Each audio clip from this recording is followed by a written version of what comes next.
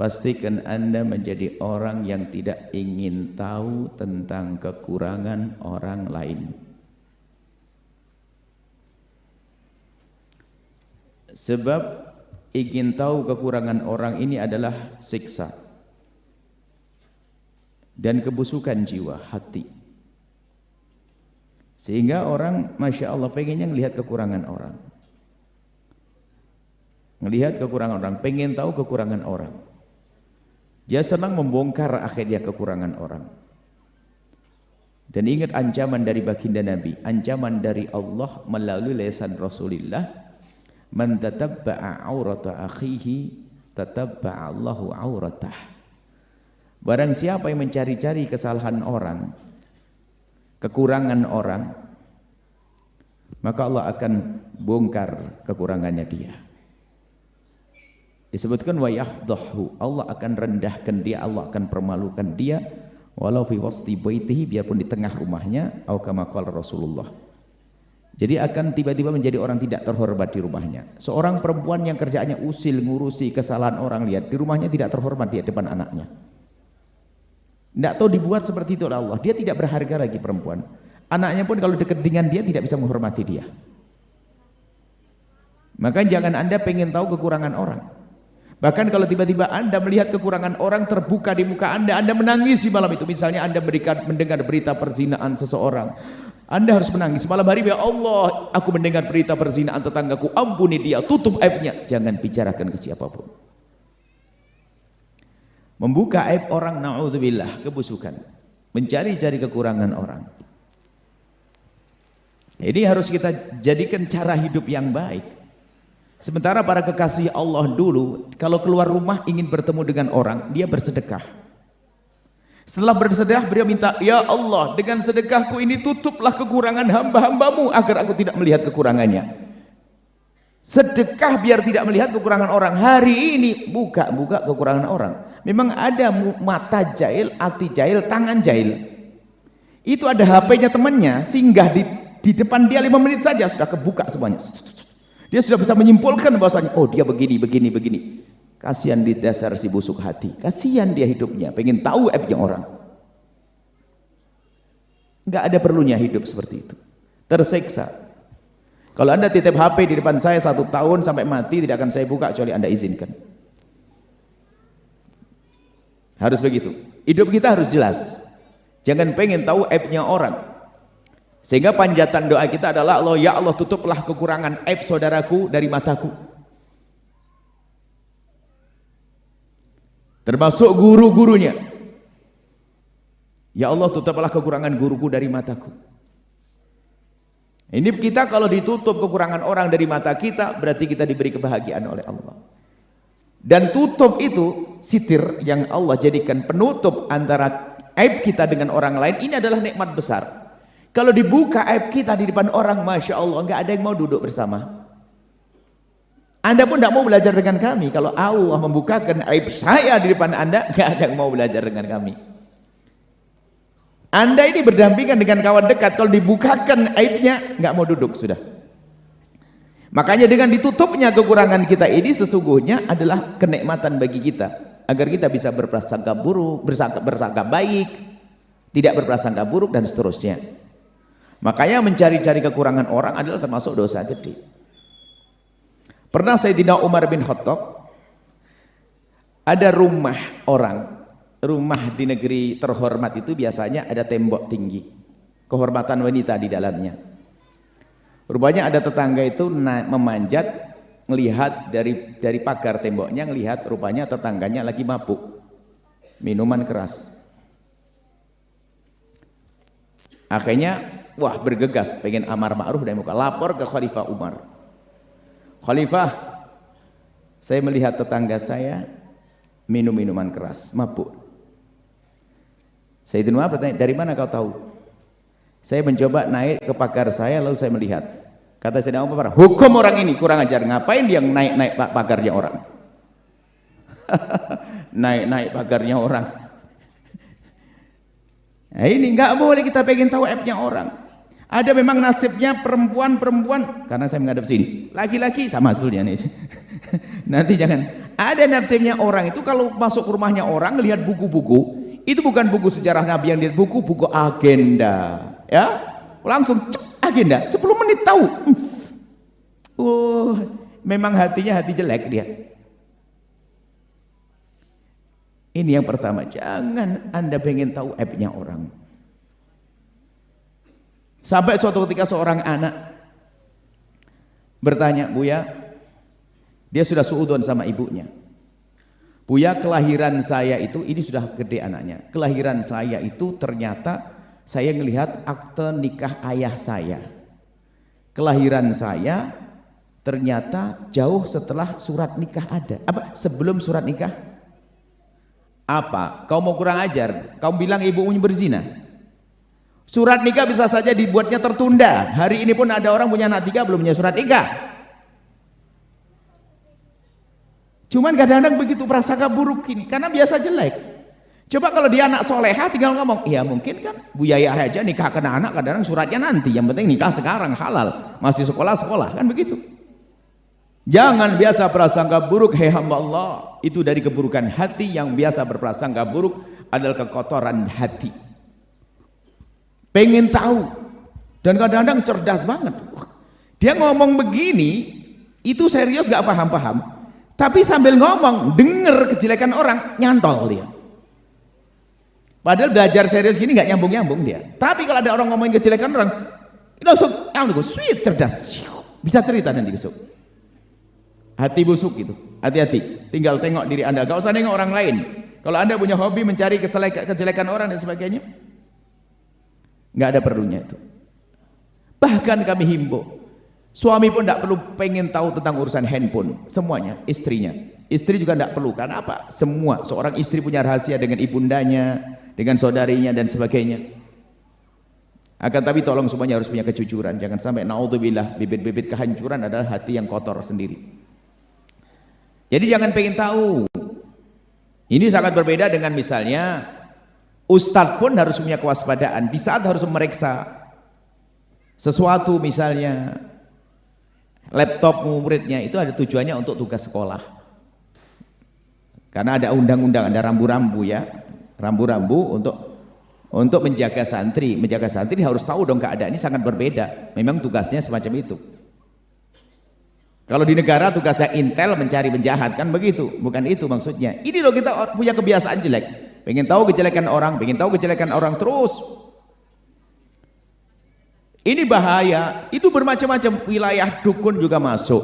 Lihat, kalau alisnya begitu, anak begini, telapak tangannya begini ini. Kalau jalannya begitu, kayaknya dia sudah begini. Kalau begini ini, sampai seorang menyifati, oh kalau perempuan begitu itu, dia katanya belum punya suami, tapi jalannya kok begitu, berarti dia, astagfirullah. Orang macam-macam jalan, ada bisulan kan bisa saja. Ajib, ini memang dasar hati busuk itu, mulutnya mulut jelek. Nggak boleh, tolong hamba Allah. Baik, selanjutnya, seandainya pun kita melihat aibnya orang lain, bukan mendengar, kita melihat aibnya orang lain, maka ketahuilah kita punya kewajiban menutupnya. Kalau menegur dia karena kita melihat langsung bisa 4 mata, bukan di mimbar semacam ini. Kita bilang assalamualaikum ya ukhti, saya mau ketemu kamu. Seorang perempuan ketemu saudari ya perempuannya. Ya akhi, ya ukhti, aku melihat kamu kok di sini gimana gini. 4 mata, bukan diobral. Dan setelah itu melihat ya Allah tutuplah, cukup aku setelah tahu jadikan aku lupa. Kalau melihat dengan nyata, ya wajib mengingatkan, tapi dengan cara halus, tapi bukan mencari-cari, bukan pengen tahu.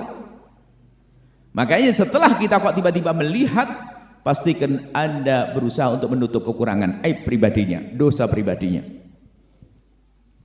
Ditutupi dengan panjatan doa, ya Allah ampuni dia. Nah, kalau kita tidak mengambil langkah ini, akan muncul hanya satu tok jalan.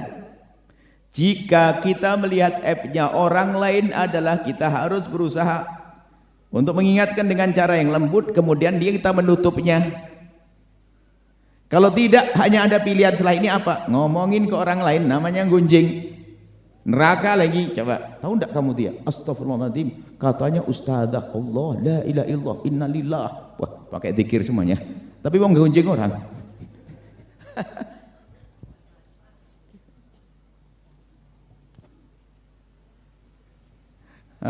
Masya Allah. Seperti itu. Jangan sampai kita tuh punya sifat-sifat jelek kalau melihat aibnya orang lain. Apalagi kita mohon maaf. Paling sedih adalah kalau kita melihat aibnya orang yang sangat kita hormati. Mohon maaf mungkin orang tua kita, dan itu ujian. Bahkan kalau Allah menampakkan aibnya orang lain kepada kita, sebetulnya itu adalah siksa. Siksa buat kita. Kenapa akan berubah? Kepada ibunda kita menjadi kurang ngabdi, kepada ayahanda siksa, naudzubillah. Makanya kalau gampang lihat kekurangannya orang, ketahuilah Anda disiksa oleh Allah.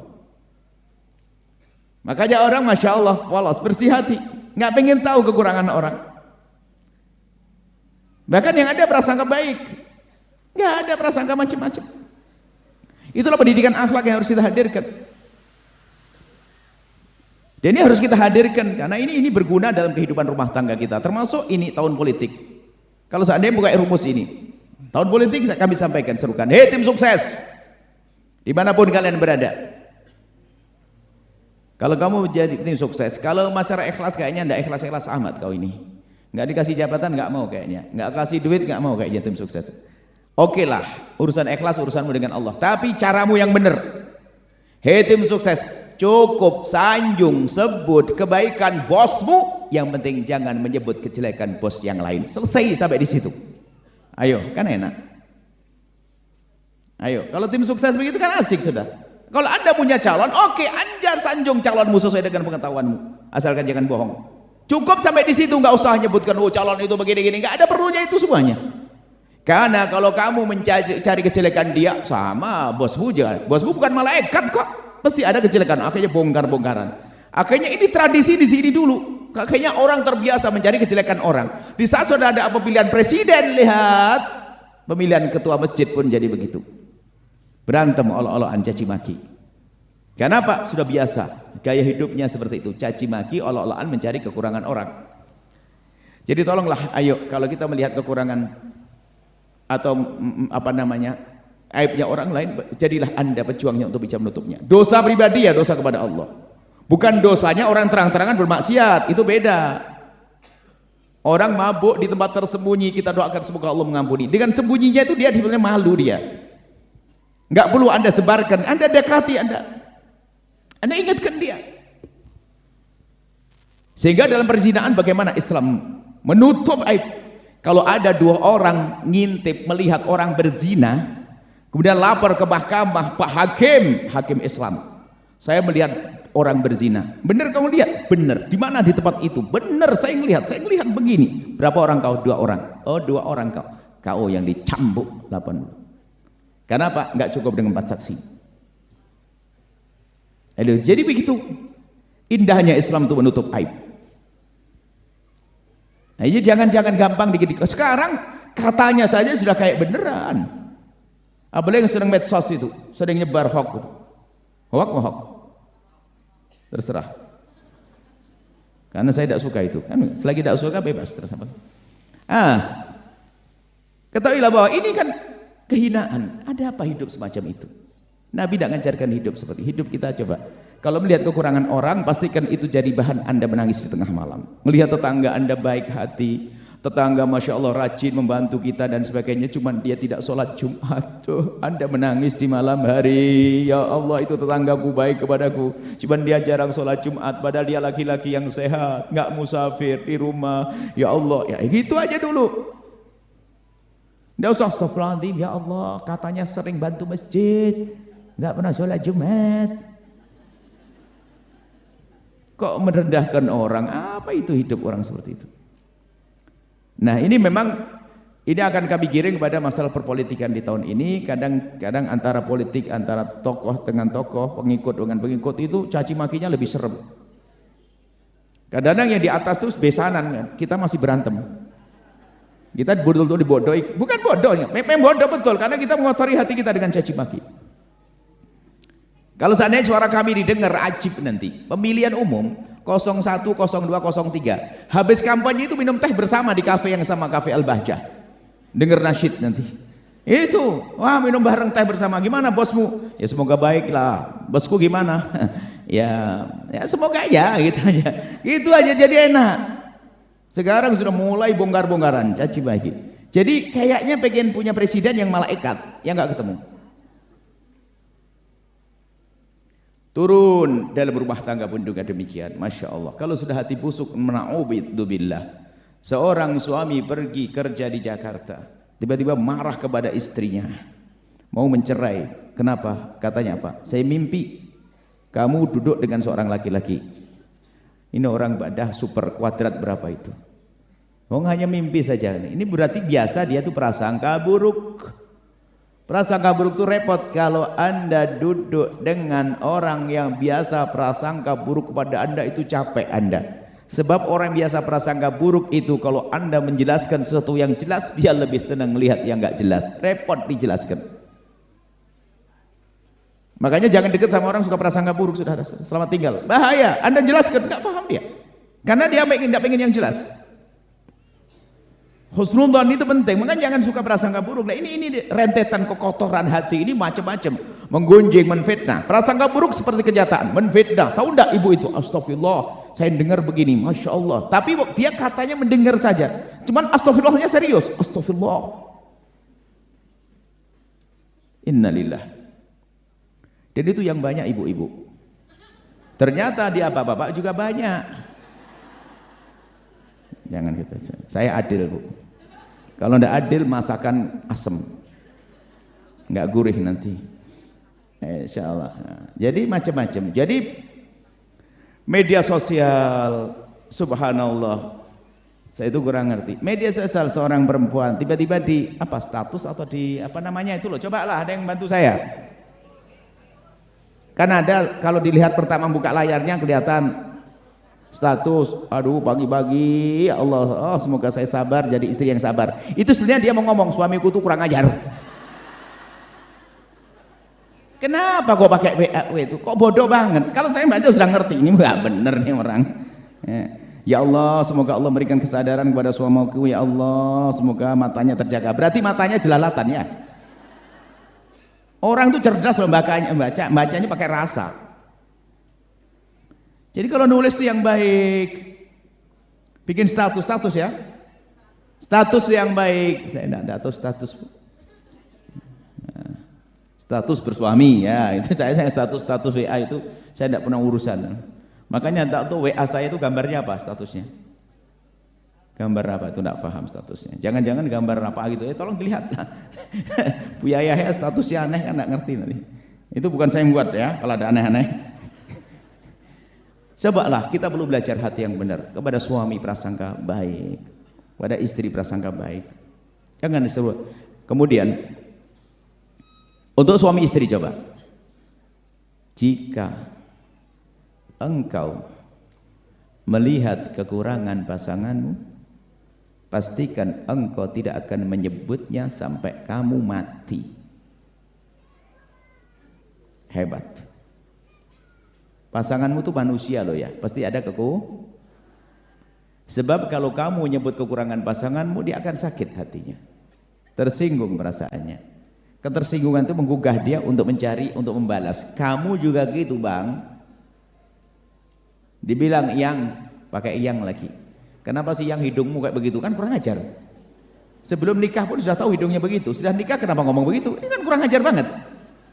Dia tersinggung. Iya bang, kenapa mulut abang juga begitu? Kan balas. Makanya kalau sudah menyebut kekurangan pasangan akan membalas.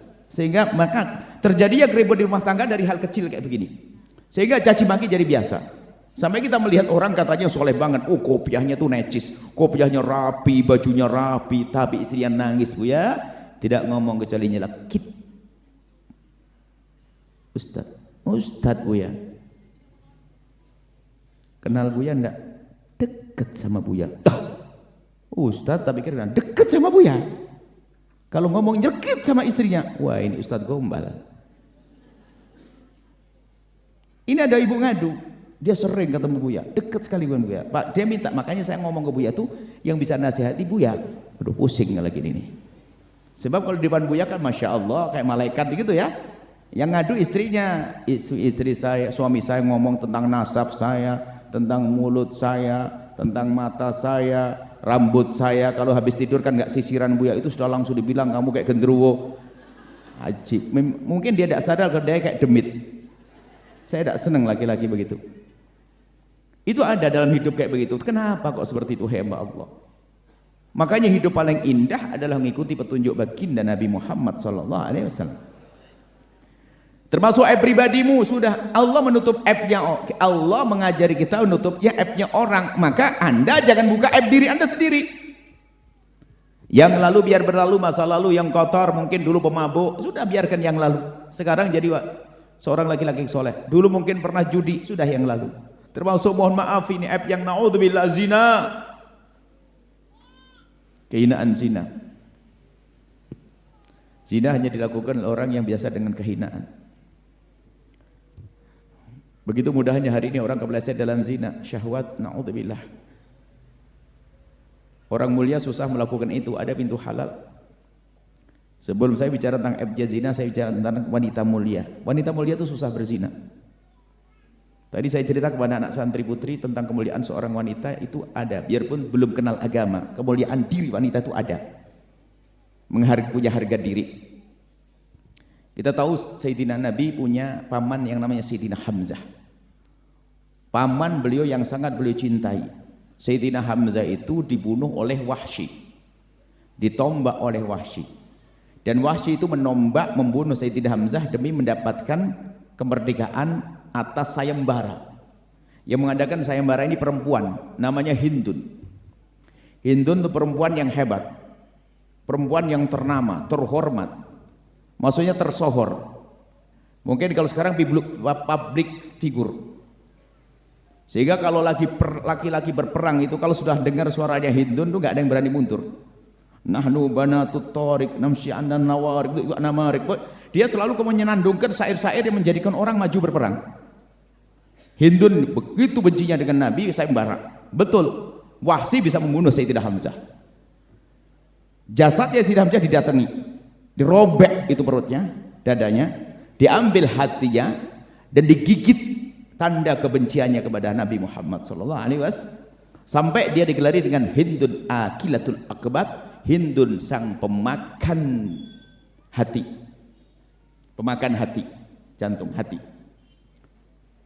Baik, bersama berjalannya waktu, Fathu Makkah, kemenangan Islam, Nabi Muhammad kembali ke Mekah. Beliau ini termasuk orang yang masuk Islam, Hindun. Bayangkan, wanita yang dalam kejahiliannya, orang tersohor dalam masa jahiliyah, bukan perempuan abal-abal, perempuan yang keren, perempuan bisa masuk Islam, lalu datang kepada baginda Nabi. Seperti kebiasaan Nabi, mengajari yang baik, diajak berjanji. Berjanjilah kalian wahai wanita, termasuk Hindun.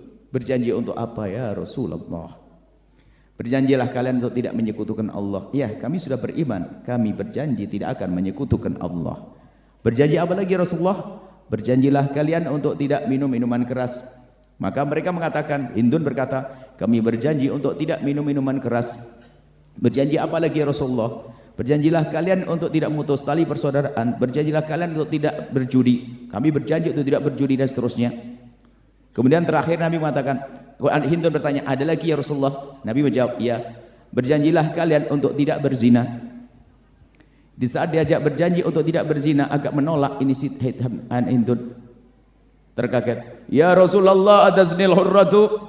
Ya Rasulullah, apakah kebayang orang seperti saya ini melakukan zina sehingga harus berjanji untuk tidak berzina?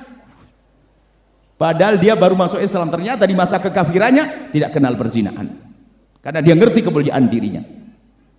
Nggak bisa disentuh oleh kaum laki-laki kecuali suaminya. Ini belum masuk Islam, punya harga diri. Adaznil hurratu, apakah seorang merdeka seperti saya kebayang untuk berzina? Enggak terima di saat diajak berbaiat untuk tidak berzina.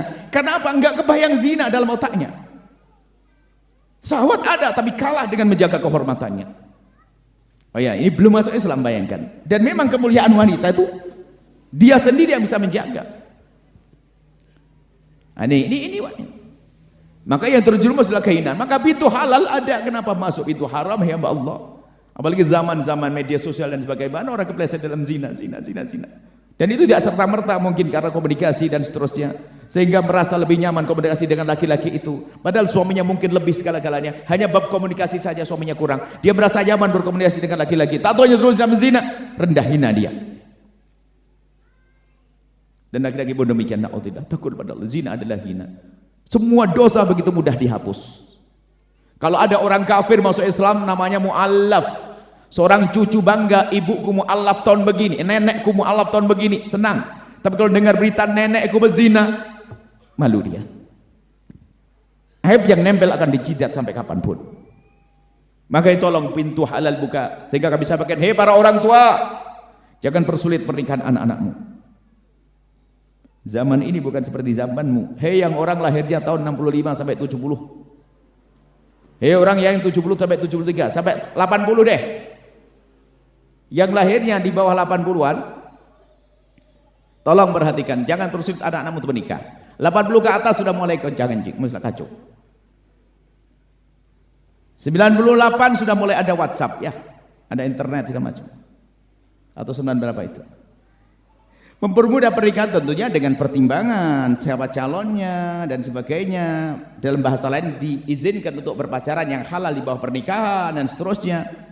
Diajarkan kemuliaan, termasuk bagi mohon maaf yang punya hajat belum menikah, segera menikah, permudahlah urusan pernikahan. Karena halal itu mahal, haram adalah kehinaan. Naudzubillah. Ini yang harus kita waspadai. Kemudian jika ada orang terpeleset dalam zina, hai hamba Allah, segera kembali kepada Allah. Allah Maha Pengampun. Maka caranya cukup tutup aibmu itu.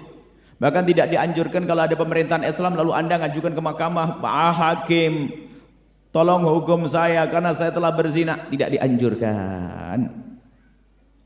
Bahkan Nabi pun juga mengajari untuk menutup aib. Seorang laki-laki datang, ya Rasulullah, halaktu wa qad zanaitu fattahhirni, aku kepleset dalam zina, sucikan aku ya Rasulullah. Datang ke Nabi, Nabi tidak langsung mengatakan iya, tapi Nabi mengalihkan lagi, la'allaka lamasta, kamu mungkin hanya sentuhan saja.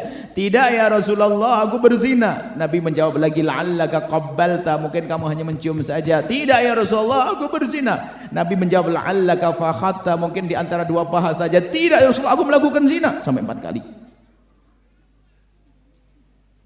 Baru Nabi menghukum. Artinya apa? Para ulama memahami aib itu harus ditutup karena ada anaknya di bawahnya. Ada suatu ketika orang datang kepada kami telah terlanjur menceritakan aib suaminya. Kau menceritakan aib suamimu karena kamu marah kan? Iya bu, ya suamiku terlaluan, dia selingkuh dengan perempuan dan sebagainya. Kau punya anak? Punya. Apa kau tidak sadar kau hancurkan anakmu? Anakmu akan malu sepanjang hidupnya. Dia punya bapak berzina atas perintah ibundanya. Ayo, makanya anakmu bawa ke saya nanti, biar psikologinya hidup. Jangan sampai anaknya diputus asa. Oh bapak saya begitu, ngapain saya jaga-jaga? Bapak saya kan tidak benar, ngapain juga? Wah ini bahaya sekali psikologi. Makanya ditutup aib itu. Ini ilmu yang paling penting di hari ini. Dibongkar, apalagi sekarang di media sosial, nggak bisa ditutup itu. Istrinya nyesel, aduh terlanjur. Iya, kamu telah menghancurkan anakmu sendiri. Dia bapaknya loh ya. Jangan hanya karena emosi, permasalahannya jarang ngaji. Sehingga ada sebagian istrinya dibongkar. Istriku telah berzina begini media sosial. Astagfirullahaladzim. Kalau memang sampai dalam Islam, kalau memang kamu telah melihat dengan bukti nyata dengan matamu seyakin-yakinnya, istrimu telah melakukan kehinaan zina, cukup kau cerai, ajarkan untuk menikah dengan yang baik dan kau nikah yang lainnya. Selesai. Nggak usah diobral. Itu adalah berangkat dari dendam itu. Kalau mau istrinya tidak benar, ya sudah. Semoga adalah baik dengan laki-laki lain, selesai. Dicerai tanpa harus membongkar aibnya. Karena apa? Ada anak di dalamnya, ada keluarga di dalamnya. Masya Allah. Ini ilmu termasuk masalah aib tadi. Kemudian, bagi yang pernah kepleset dalam zina, tolong segera ditutup. Jangan ceritakan kepada siapapun, kepada bangsa manusia. Manusia tidak bisa mengampuni, bisanya manusia hanya menggunjing dan mengolok serta merendahkan. Kecuali memang ada orang bertemu dengan orang karena mungkin tidak ngerti solusinya bagaimana. Ada banyak hal, mungkin sudah ada di perutnya ada sesuatu dan seterusnya. Dia ingin sembuh, dia ingin tapi nggak tahu jalan, bisa saja. Tapi ingat, harus dengan orang-orang benar. Dia orang soleh, orang takut kepada Allah, orang wara, orang bisa dipercaya, orang bisa menutup aib. Jangan diceritakan pada semua orang. Bahkan jika ada wanita yang hamil luar nikah, ketahuilah jangan sampai anaknya tahu kalau ibunya dulu berzina. Harus disetting yang cakep. Jangan sampai anak merasa terendahkan karena dia tidak punya apa? Ayah. Ini ilmu yang para ustadz mohon agar dimiliki oleh para ustadz. Hei ustadz dimanapun anda berada, jangan hanya ngajar fikih saja, ngajar kesempurnaan akhlak ini penting. Ini kami sampaikan para ustadz, ini penting ilmu yang para ustadz harus punya. Sebab kalau sudah perempuan atau laki-laki sudah putus asa, mohon maaf, perempuan berzina, dihinakan di kampungnya, tidak diangkat, dia mau tobat susah. Kenapa? Orang sudah terlanjur memandang saya jelek, ngapain? Kalau perlu suamimu mau saya goda sekalian. Kan begitu, merusak orang, merusak satu kampung. Makanya pendidikan dalam Islam itu penting. Hei yang kepleset dalam zina, tutup aibmu sebisa mungkin. Tutup aibmu. Tidak usah bercerita kepada siapapun, mungkin kepada calon istrimu, nggak usah cerita kalau aku dulu masa lalu kelam dan sebagainya, nggak usah. Kau berperan sebagai wanita laki-laki soleh yang tobat, selesai. Bukankah tobat dari dosa seperti orang tidak punya dosa? Wanita pun juga demikian. Ada sebuah kisah, ini nyata. Seorang perempuan menikah dengan seorang laki-laki. Perempuan ini sudah tobat, solehah, baik benar, menyesal. Perempuan baik pokoknya. Laki-lakinya baik, subhanallah, pernikahan yang indah. 6 bulan bahagia yang tidak bisa dikira. Bahagia yang luar biasa. Dan begitu bahagianya sang istri tersanjung dia, nggak kuat dengan kebaikan suami, sehingga dia merasa bersalah, terus selalu berkata, abang ini tidak pantas buat saya, abang terlalu baik untuk saya. Enggak, kamu juga baik sayang, kamu soleha, kamu rajin tahajud. Enggak, saya tidak pantas untuk abang. Enggak. Besok lagi tanya, abang bisa nerima saya seutuhnya? Kamu gimana? Kamu istriku, kamu sayang soleh, rajin ibadah, rajin mengabdi. Suaminya puas betul dengan perempuan ini. Minggu berikutnya, ini sudah 6 bulan, setelah 6 bulan obrolan, lihat kebaikan sang suami, sang perempuan ini semakin tersanjung, tidak mampu untuk menahan sesuatu yang ada di hatinya. Abang, benar abang bisa nerima saya apa adaku? Sayang, kamu tuh istriku, kamu baik, kamu sempurna bagiku. Enggak, saya jelek banget buat abang. Bener nih bang, emang kenapa sih dek? Saya kok merasa ganjil kalau tidak menyampaikan ke abang. Apa? Kamu baik kok, saya jelek. Emang kenapa sih dek? Bener abang bisa nerima saya padaku? Iya, saya terima dek, kamu kan istriku. Bener bang, iya. Saya merasa bersalah terus kalau saya ini tidak cerita ke abang. Apa sih kamu? Mulai ceritalah dia sambil menangis. Abang, dulu waktu aku sekolah SMA, saya punya kawan dekat. Terus saya dekat sekali dengan kawan saya, bang. Dan ini kalau saya simpan, saya merasa bersalah dengan abang. Terus kenapa? Karena begitu dekatnya saya dengan dia sampai terjadilah sesuatu. Suaminya nggak nyambung. Sesuatu apa? Hubungan apa? Saya melakukan seperti layaknya suami istri. Hah? Menangis kayak disambar petir tuh. Wanita solehah ternyata punya masa lalu sekelam itu. Laki-laki itu memeluk dia dan menangis dia. Dia tidak pernah gampang menangis menderu-deru, menangis dipeluk istrinya. Dan setelah itu istrinya dilepas, lalu dikatakan, sekarang kamu aku cerai. Dan pantas perempuan itu dicerai karena bodohnya dia, kenapa dia bercerita tentang masa lalunya. Inilah ilmu yang jarang dimiliki. Aib tidak boleh ceritakan kepada siapapun. Jangan cerita kepada siapapun, laki-laki pun dengan masa lalu.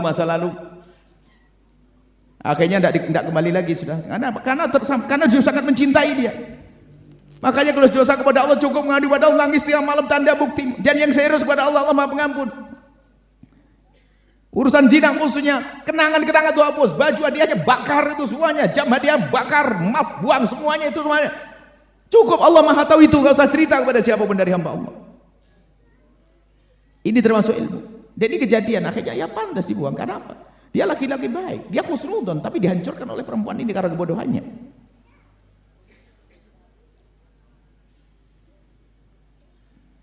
Nah ini, baik saya tutup sampai di sini. Kemudian dari dirinya sendiri harus bisa menutup aibnya. Masalah dosa kepada Allah bukan dosa zina. Mungkin dulu jarang melakukan sholat, dulu pernah berjudi, katanya sudah tobat dari mabuk. Saya sih dulu biasa 2 krat habis. Ngapain cerita-cerita? Ngapain cerita-cerita? Cukup diam saja, masa lalu berlalu. Jangan ceritakan masa lalu. Maka tanda tidak diampuni dosamu oleh Allah kalau kamu senang menceritakan dosa-dosamu kepada hamba Allah. Allah itu sitir, Allah Maha penutup aib. Maka Buya sampaikan kepada siapapun sangat rugi kalau tidak dengar ceramah hari ini. Karena ini harus Anda sebarkan untuk didik tetangga Anda yang bermasalah. Kalau ada tetangga bermasalah masalah zina misalnya, Anda habiskan duit untuk nutup aibnya dia, ada keberuntungan bagi Anda. Biayai, antarkan kemana, pokoknya terhormat dia, jangan sampai terhinakan. Sebab perzinaan khususnya kalau sudah di masyarakat misalnya, apalagi orang itu terhormat, dia tersebar bahasanya dia zina, anaknya orang terhormat, akhirnya apa? Menjadi contoh jelek buat yang lainnya. Oh dia anaknya ustadz aja begitu, apalagi saya. Sehingga dikatakan kalau sudah wabah zina merebak, kehancuran akan Allah turunkan. Makanya rasa malu perlu dibangun. Malu melakukan zina, di saat zina pun rasa malu setelah itu. Kalau sudah perempuan tidak punya rasa malu, bayangkan seperti mohon maaf meletakkan kehormatannya di jidatnya. Kalau sudah perempuan tidak punya rasa malu, setiap laki-laki dia melambaikan tangan untuk dizinai, artinya apa? Meletakkan kehormatannya di jidatnya. Dia tidak malu lagi melambaikan pada orang, dia buka auratnya pada siapapun yang akan dia temuinya, yang penting membayar. Naudzubillah. Makanya kita doakan wanita-wanita semacam itu, semoga Allah mengembalikan kehormatannya, kemuliaannya, menjadi punya rasa malu yang tinggi. Asal ini saja. Jadi pertama adalah Anda jangan ingin tahu aibnya orang. Jangan pengen tahu. Setelah Anda tahu, bersalah Anda untuk menutup aibnya orang. Termasuk Anda menutup aib diri Anda di mata orang lain. Anda harus pandai menutup kekurangan Anda. Bukan bab munafik yang di sini babnya. Munafik Anda berbohong untuk, ada munafik babnya bukan ini, jangan sampai dihubungkan ini. Anda menutup aib itu dosa pribadi ya, dosa kita dengan Allah. Dan kita tidak boleh membongkar aibnya orang kecuali orang yang tidak punya malu. Dia berzina cerita-cerita berarti dia perempuan rendah. Kalau kita menyebut karena untuk menyelesaikan, dia cerita, oh kemarin aku dengan suaminya ini, kemarin aku, wah gila dia, gila. Tapi kalau orang menyembunyikan maksiatannya berarti dia ada harapan untuk tobat. Seperti itu.